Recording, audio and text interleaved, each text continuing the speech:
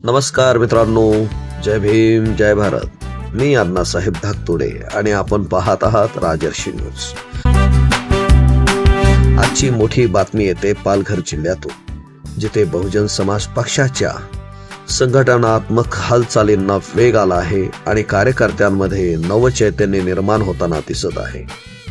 मुख्य बातमी: देशाच्या नेत्या परमादरणीय बहीणकुमारी मायावतीजी यांच्या दिशानिर्देशनाखाली आणि महाराष्ट्र प्रदेश प्रभारी खासदार इंजिनियर रामजी गौतम साहेब यांच्या नेतृत्वात बहुजन समाज पक्षाचे महाराष्ट्र प्रदेशाध्यक्ष माननीय सुनीलजी डोंगरे साहेब हे सध्या मुंबई कोकण झोन दौऱ्यावर आहेत. याच दौऱ्याचा एक महत्वाचा टप्पा म्हणजे दिनांक 29 मार्च 2026 रोजी पालघर जिल्ह्यातील शासकीय विश्रामगृह येथे आयोजित करण्यात आलेली संघटन समीक्षा बैठक. या बैठकीला उपस्थित होते प्रदेशाध्यक्ष सुनील डोंगरे साहेब, मुंबई कोकण झोन प्रभारी राजपाल गावंडे साहेब, बामसेप संयोजक शंकर दयाळ साहेब, जिल्हा प्रभारी संदेश जगताप, जिल्हाध्यक्ष सुरेश जाधव आणि मोठ्या संख्येने पदाधिकारी व कार्यकर्ते उपस्थित होते.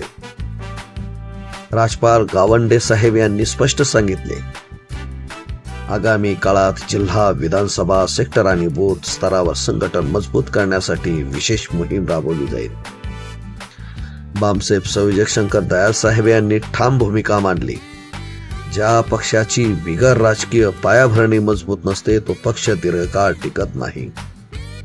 त्यांनी बामसेपची ताकद अधोरेखित करत टाइम, टॅलेंट अँड ट्रेझरी या तिन्ही गोष्टी बहुजन समाजाला देण्याची क्षमता बामसेपमध्ये असल्याचे सांगितले.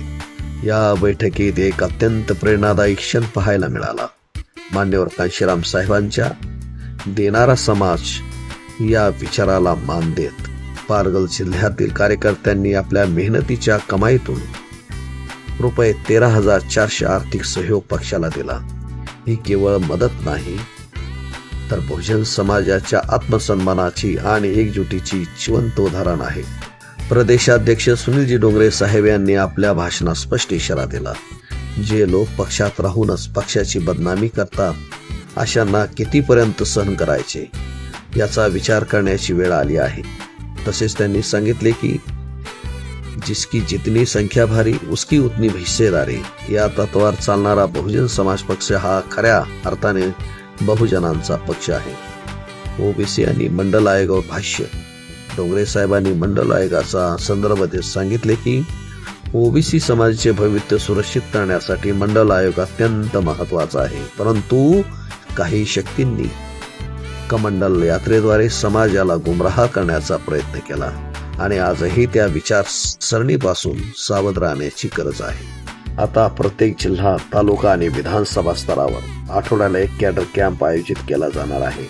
या माध्यमातून मजबूत संघटन उभारून 2029च्या लोकसभा निवडणुकीत बहीण मायावतीजी यांना देशाच्या पंतप्रधानपदी विराजमान करण्याचा आम्ही सर्वजण संकल्प करत असल्याचे त्यांनी म्हटले.